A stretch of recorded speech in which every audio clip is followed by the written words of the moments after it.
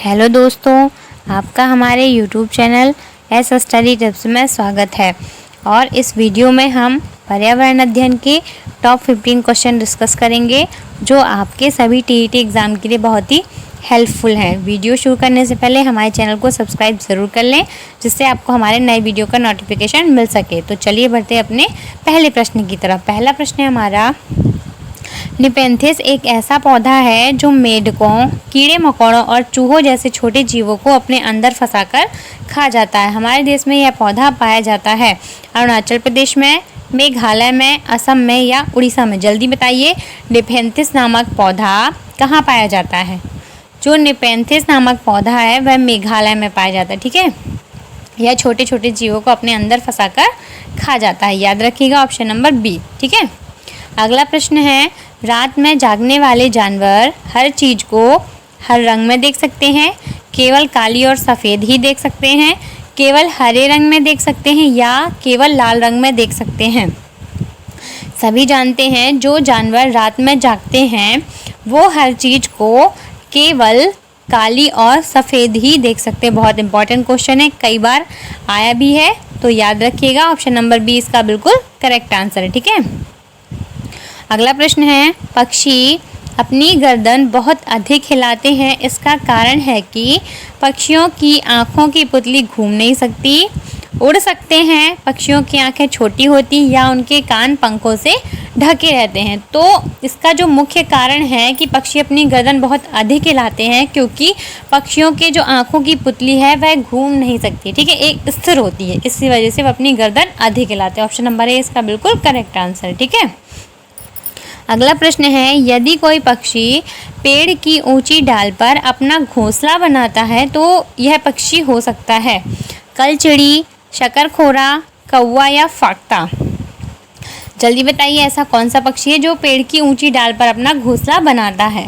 तो जो कौवा है वह एक ऐसा पक्षी है जो पेड़ की ऊंची डाल पर अपना घोंसला बनाता है। ऑप्शन नंबर सी इसका बिल्कुल करेक्ट आंसर है। ठीक है, अगला प्रश्न है, जम्मू कश्मीर की शीतकालीन राजधानी है हरियाणा, शिमला, जम्मू या श्रीनगर?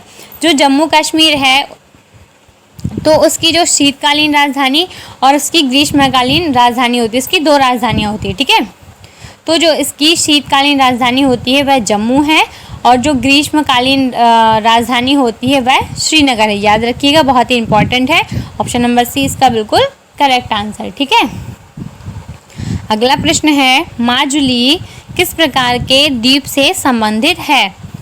ज्वालामुखी द्वीप, प्रवाल द्वीप, नदी द्वीप या पर्वत श्रृंखला? जल्दी बताइए, माजुली किस प्रकार के द्वीप से संबंधित होती है? आंसर है इसका नदी द्वीप। ठीक है, ऑप्शन नंबर सी इसका बिल्कुल करेक्ट आंसर है, नदी द्वीप से संबंधित होती है माजुली। ठीक है, अगला प्रश्न है, भारत का प्रथम परमाणु ऊर्जा उत्पादन केंद्र कौन सा है? तारापुर, नारा, कलपक्कम या काकरापार? जल्दी बताइए, भारत का प्रथम परमाणु ऊर्जा उत्पादन केंद्र कौन सा है? सभी जानते होंगे, बहुत इंपॉर्टेंट है, तारापुर भारत का प्रथम परमाणु ऊर्जा उत्पादन केंद्र है। ठीक है, ऑप्शन नंबर ए इसका बिल्कुल करेक्ट आंसर है। ठीक है, चलिए बढ़ते हैं अपने अगले प्रश्न की तरफ। वायु प्रदूषण का सर्वाधिक असर पड़ता है किडनी पर, लिवर पर, हृदय पर या श्वसन नली पर? सभी जानते हैं, जब सर्वाधिक मात्रा में वायु प्रदूषण होता है तो हमें सांस लेने में कठिनाई होने लगती है, हमारा दम घुटने लगता है। तो वायु प्रदूषण का जो सर्वाधिक असर पड़ता है वह किस पर पड़ता है? हमारी श्वसन नली पर। ठीक है, जिससे हमें सांस लेने में दिक्कत होने लगती है। ठीक है, ऑप्शन नंबर डी इसका बिल्कुल करेक्ट आंसर है। चलिए बढ़ते हैं अपने अगले प्रश्न की तरफ। ध्रुव तारा किस दिशा को इंगित करता है?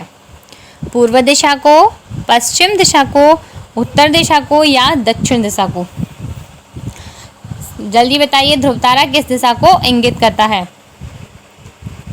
इसे हम उत्तरी तारा भी कहते हैं। तो ध्रुव तारा किस दिशा को इंगित करेगा?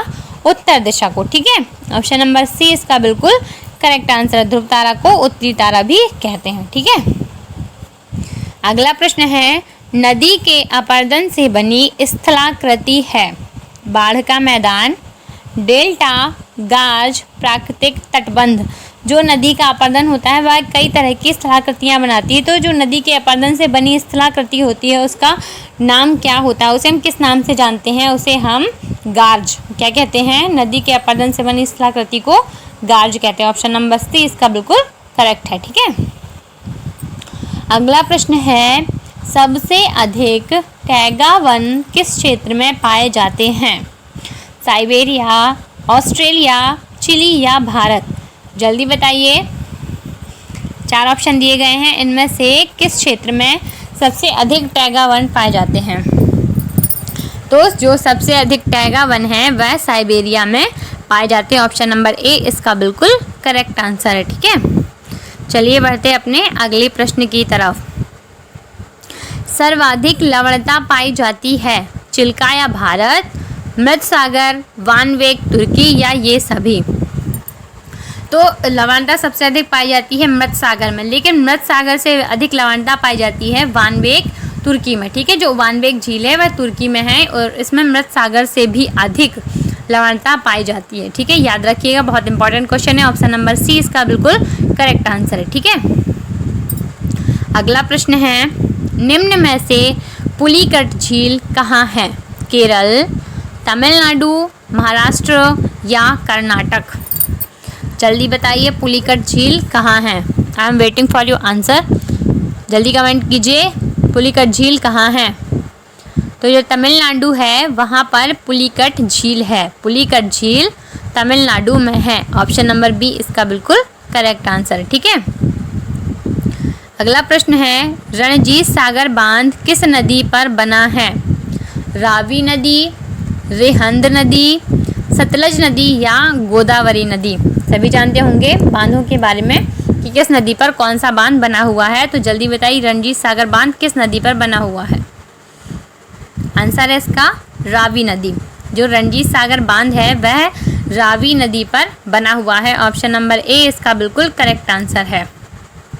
अगला और अंतिम प्रश्न है, भूपर्पटी जो पृथ्वी की सबसे ऊपरी परत है इसको अन्य किस नाम से जानते हैं? सियाल, सीमा, नीफे या इनमें से कोई नहीं?